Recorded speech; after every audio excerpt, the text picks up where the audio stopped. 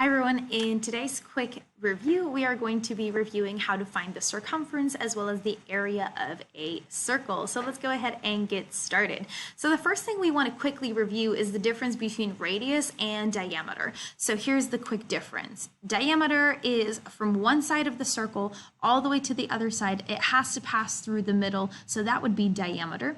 Radius, which is the most commonly wanted one, is from the center of the circle to the outside. So this is radius and this is diameter.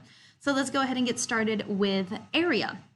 So you will have your reference sheet, or your cheat sheet as I like to call it, available to you. So over here we see the topic area and we see the circle. So therefore your area of a circle formula is pi r squared. Notice that r, which means that we are going to be needing our radius. In this first example, we see that the line given to us is from edge to edge, meaning that the 8 is our diameter. Now we would want to cut that in half, so therefore we have the radius, which is from the center to the outside. So instead of using 8 as your measure, you would use 4 as your measurement.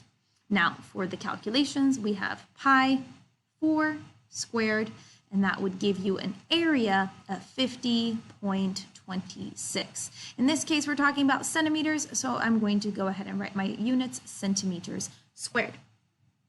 Now, for circumference, circumference is kind of like perimeter, but for a circle, we can't add up all the sides. If, for example, we had a triangle with measurements 3, 3, and 4, we would just add up those numbers and that would be a perimeter of 10.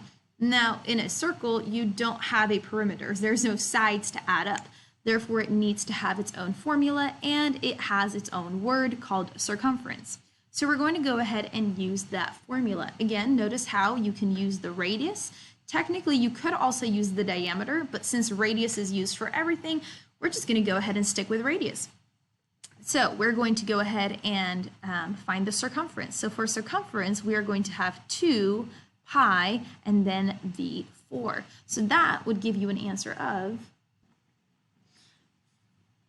25, lost where it was, 25.13. This is just centimeters. Now the reason this is just centimeters is because if we were to take a piece of string and wrap it all the way around the circle and then unravel that piece of string, you would now have a straight line. And whenever you measure a straight line, it's just going to be in centimeters or inches or whatever measurement you're using, but it's just going to be that measurement. It's not going to be an area where you need to square your answer. All right, one more example with this second circle. So the second circle, you are already given the radius. Notice how it starts in the center and goes to the side. So there's no reason for me to need to divide this answer by 2. This 5 is your radius. So we're just going to go ahead and replace the radius into your formulas. So we have pi 5 squared, which would give you an answer of 78.53. Again, this just happens to be centimeters, so we have centimeters squared for your area.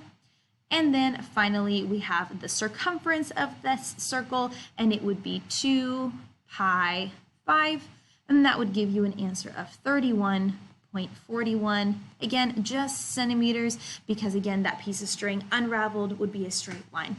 So there you have it, circumference and area of a circle. I hope this quick review helped.